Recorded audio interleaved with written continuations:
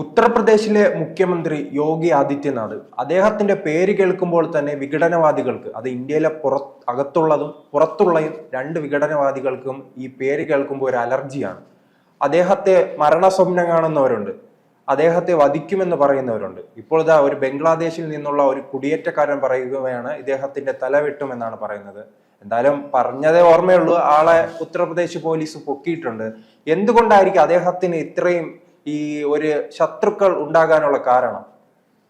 അജയ്യനായിട്ട് നിൽക്കുന്ന ഒരാളാണ്. ഈ കഴുത വേറെ ചില സാധനം കരഞ്ഞു കീർക്കുമെന്ന് പറയത്തില്ലേ, അതുപോലെ നടക്കത്തുള്ളൂ ഇവരുടെ. കാരണം യോഗി എന്ന് പറയുന്ന ആൾ സംശുദ്ധ രാഷ്ട്രീയത്തിൻ്റെ ആളാണ്. ഒരു ഭരണാധികാരിക്ക് വേണ്ട ക്വാളിറ്റി എല്ലാം ഉള്ള ഒരു സന്യാസി.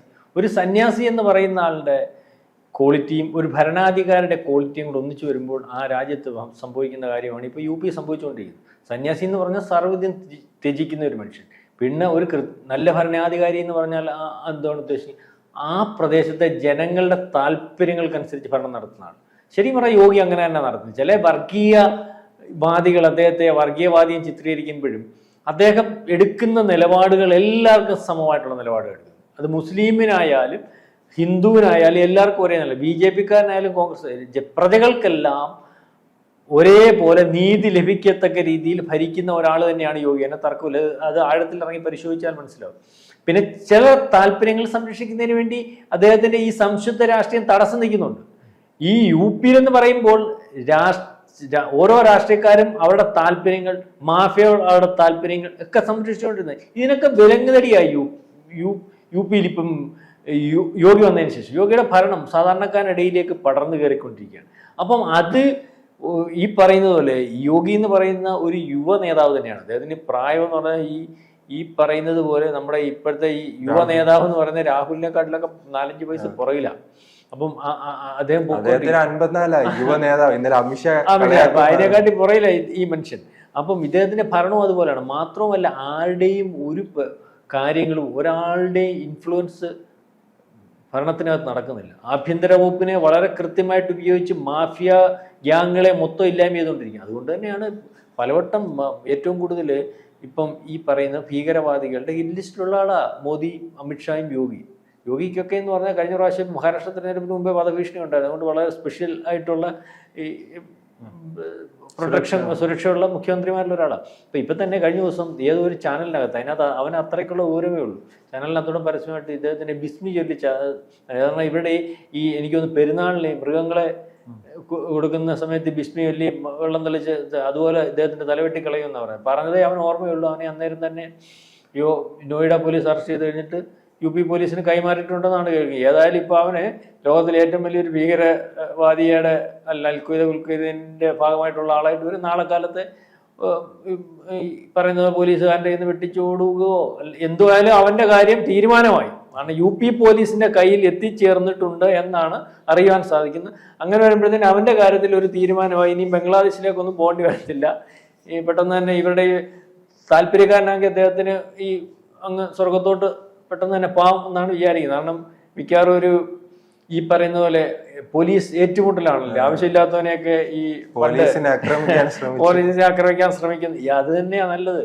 നേരത്തെ ഈ ബോംബെയില് നമ്മുടെ ബോംബെ സ്ഫോടന കേസിൽ ഒരാളെ പിടിച്ചിട്ടുണ്ടായിരുന്നു. അയാളെ നമ്മൾ സംരക്ഷിച്ച അത്രയും ദിവസം നമ്മുടെ ചിലവ് 100 കോടി രൂപയ്ക്കകത്തൊരു ഒരു ദിവസം കസബിനെ ഒരു ദിവസത്തേക്ക് അദ്ദേഹത്തിന്റെ സെക്യൂരിറ്റിയുടെ ഭാഗമായിട്ട് നമ്മൾ ചിലവാക്കിക്കൊണ്ടിരുന്നത് 3 കോടി രൂപയ്ക്ക് അടുത്ത് വരും അന്നത്തെ കാലത്ത്. എന്തിനാ വെച്ചോണ്ടിരുന്നത്? അയാളുടെ കയ്യിൽ നിന്ന് അഭിനപ്പോട്ട് അയാളുടെ കയ്യിൽ നിന്ന് വല്ലോ വീണ്ടും ഈ പാകിസ്ഥാനിലെ ത്രിവർ ഗ്രൂപ്പുകളെ വല്ലതും ഇവിടെ നിയോഗിച്ചിട്ടുണ്ടോ, അല്ലെങ്കിൽ വീണ്ടും അറ്റാക്കുകളുണ്ടോ എന്ന് പറഞ്ഞ കാര്യങ്ങൾ ചോദിച്ചറിയുന്നതിന് വേണ്ടിയെങ്കിലും ശ്രമിക്കുക. ഇതിപ്പം ഗുജറാത്തിൽ അമിത്ഷാ ആഭ്യന്തരമന്ത്രിയായിട്ട് ഇരുന്നപ്പോൾ നടന്നിരുന്ന ഒരു കാര്യം എന്ന് പറഞ്ഞാൽ ഭീകരവാദികളെ പിടിച്ചു കഴിഞ്ഞിട്ട് അവൻ്റെ കയ്യിൽ നിന്ന് ആവശ്യത്തിനുള്ള കാര്യങ്ങളെല്ലാം കളക്ട് ചെയ്തിട്ട് ഇതുപോലെ ഏറ്റുമുട്ടൽ കൊലപാതകം നടക്കും. ഇതിനകത്ത് കേൾക്കുമ്പോൾ വലിയ മനുഷ്യാവകാശവും മറ്റു കാര്യങ്ങളും മറിച്ചു നോക്കരുത്. ഇവനെ വെളിയിലോട്ട് വിട്ടാൽ അല്ലെങ്കിൽ ഇവനെ ജയിലിലിട്ട് തീറ്റിപ്പറ്റിയാൽ എന്തിനാ വെടിവെച്ച് കൊല്ലുക എന്നുള്ളതേ ഉള്ളൂ. അവനെ ആവശ്യമില്ലല്ലോ, രാജ്യത്തിന്റെ ആവശ്യമില്ല. ഇങ്ങനെയുള്ളവർ പുറത്തിറങ്ങിയ കൂടുതൽ യുവാക്കളിലേക്ക് ആശയപ്രചരണം വെളിയെടുത്തിക്ക്. മാത്രമല്ല ഇവൻ ഒരിക്കലും ഇവന്റെ ഈ തലച്ചോറിനെ ഈ ബ്രെയിൻ വാഷ് ചെയ്താണ് ഈ തീവ്ര ഇതുപോലെ ചിന്താഗതിയുള്ളവരെ വാർത്തെടുക്കുന്നത്. അവരുടെ ആ ചിന്താഗതിക്ക് അത് ഒരു വ്യത്യാസവും വരത്തില്ല, മനസ്സിലായില്ല. അപ്പൊ പിന്നെ അവരെ നമുക്ക് നന്നാക്കി എടുക്കാമെന്നുള്ള ഒരു വ്യാമോഹമൊന്നും വേണ്ട. ഇപ്പൊ തന്നെ പല ആൾക്കാർ ഇപ്പോഴും പിടിച്ച് ജയിലിൽ കിടപ്പുണ്ടല്ലോ. അവൻ അവിടെ കിടന്നുകൊണ്ടും ഈ വിധ്വംസ പ്രവർത്തനം ഓപ്പറേറ്റ് ചെയ്യും, അല്ലെങ്കിൽ അത് ചിന്തിച്ചുകൊണ്ടിരിക്കുകയാണ്. അവൻ എൻ്റെ ബ്രെയിൻ ആ രീതിയിലേക്ക് പ്രാപ്തമാക്കി എടുക്കുന്നതാണ്. അവനെ ഒരു ഭീകരവാദിയായിട്ട് അവൻ്റെ ജീവിതാവസാനം വരെ ഒരു ഭീകരവാദിയായിട്ട് തന്നെ ഇരിക്കത്തില്ല. എത്ര പോലീസ് വിളിച്ചാലും, എത്ര കേസ് രജിസ്റ്റർ ചെയ്താലും, എത്ര മർദ്ദിച്ചാലും അതിനകത്ത് മാറ്റമൊന്നും വരത്തില്ല.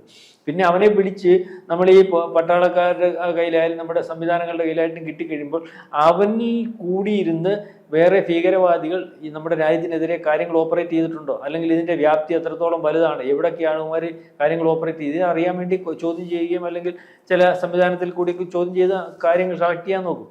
പിന്നെ ഇപ്പം ഗുജറാത്തിൽ ചെയ്തുകൊണ്ടിരുന്നത് അമിത്ഷാ ചെയ്തുകൊണ്ടിരുന്ന കാര്യം എന്ന് പറയുന്നതാണ്. അതിനുശേഷം ഈ പറഞ്ഞ അതുകൊണ്ട് അതിനു മുമ്പ് ഈ നരേന്ദ്രമോദി അധികാരത്തിൽ വരുന്നതിന് മുമ്പ് എത്ര പ്രാവശ്യം പൊട്ടുമായിരുന്നു ഒരു കൊല്ലം അവിടെ ബോംബ്.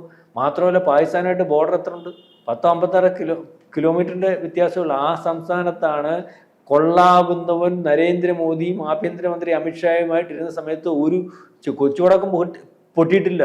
അതുപോലെ തന്നെ ഇപ്പൊ യോഗി അവിടെ ചെയ്തുകൊണ്ടിരിക്കുന്നത്.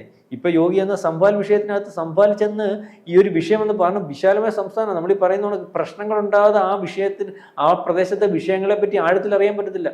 അവിടെ ഇപ്പം കോടതി ഇടപെട്ടു, ഒരു മസ്ജിദിന്റെ വിഷയമായിട്ട് വന്ന് കോടതിയുടെ പരിശോധനയ്ക്ക് എന്നപ്പോൾ സംഘർഷം ഉണ്ടായതിനു ശേഷമല്ലേ പരിശോധന നടന്നത്. അവിടുത്തെ അവസ്ഥ എന്തുവോ, അവിടുത്തെ കയ്യേറ്റം എന്തോ, അവിടുത്തെ ബാക്കിയുള്ള ഹിന്ദു സമൂഹത്തിന്റെ അവസ്ഥ എന്തോ, ഇതെല്ലാം തിരിച്ചു പിടിച്ചുകൊണ്ടിരിക്കുകയല്ലേ.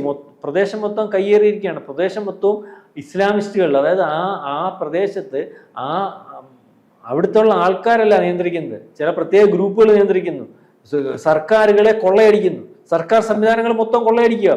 അനധികൃതമായിട്ട് കെട്ടിടം പണിയുന്നു, അനധികൃതമായിട്ട് കറണ്ട് എടുക്കുന്നു, അനധികൃതമായിട്ട് വെള്ളം എടുക്കുന്നു. ഇത് ചോദിക്കാനും പറയാനും അല്ലെങ്കിൽ ഉദ്യോഗസ്ഥന്മാർക്ക് ആ പ്രദേശത്ത് ചെല്ലാനും പറ്റാത്ത ഒരു അവസ്ഥയിലേക്ക് കാര്യങ്ങൾ നീങ്ങുന്നു. അപ്പൊ ഇപ്പം അത് പരിശോധിച്ചപ്പോൾ അവിടെ ആ പ്രദേശത്തുനിന്ന് ഒരു പ്രത്യേക താല്പര്യം സംരക്ഷിക്കേണ്ട ഒരു വിഭാഗത്തിന്റെ ഭാഗമാക്കി മാത്രം വെച്ചേക്കുക. ഈ പള്ളിയും ഈ പരിസര പ്രദേശങ്ങളിൽ എന്ത് വിധ്വംസ പ്രവർത്തനവും നടത്തുന്നതിന് വേണ്ടി ഉപയോഗിക്കുന്നതിന് പ്രാപ്തമാക്കി വെച്ചിരിക്കുകയാണ്. ആ രീതിയിലേക്ക് ആ പ്രദേശത്തെ ഉരുത്തിരിക്കുന്നതിന് സർക്കാർ സംവിധാനങ്ങൾ ഉപയോഗിക്കുകയാണ്. സർക്കാരിന്റെ ഭൂമി, അവിടെ കെട്ടിടങ്ങൾ പണിയുക, സർക്കാരിന്റെ കറണ്ട് അത് അടയ്ക്കാതെ വരിക, സർക്കാരിന്റെ വെള്ളം അത് അടയ്ക്കാതെ വരിക, ഇതായാലും ചോദ്യം ചെയ്താൽ അവനെ കൈകാര്യം ചെയ്യുക.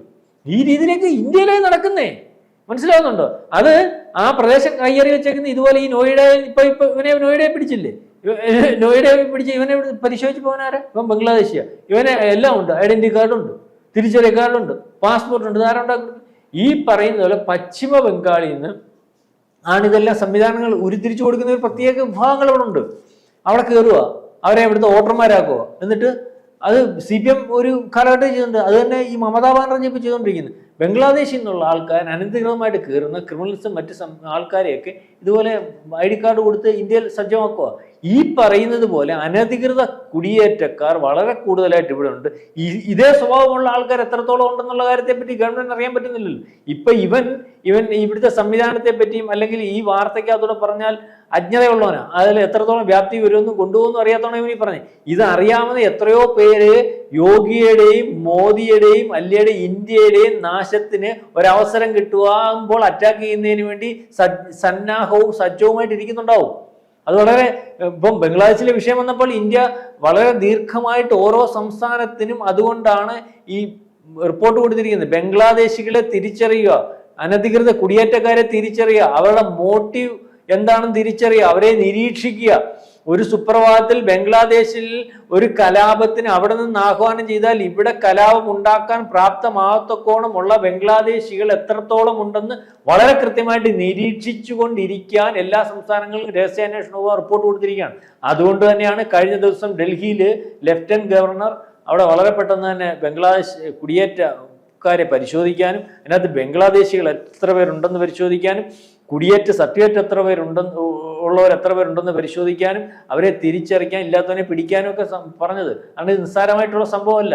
കാരണം നമ്മുടെ രാജ്യത്തിനെതിരെ സജ്ജമാക്കി ഒരു രാജ്യത്തെ അത് സജ്ജമാക്കിയിരിക്കുന്ന ആൾക്കാരും ആ രാജ്യത്തിന് ഇപ്പം നിയന്ത്രണം കൊടുക്കുന്നത് മൊത്തം ഭീകരവാദികളാണ്. അതുകൊണ്ട് തന്നെയാണ് ആ രാജ്യത്ത് അവരുടെ നിയന്ത്രണത്തിൽ വന്നപ്പോൾ ഭീകരവാദികളെ മൊത്തം തുറന്നു വിട്ടത്.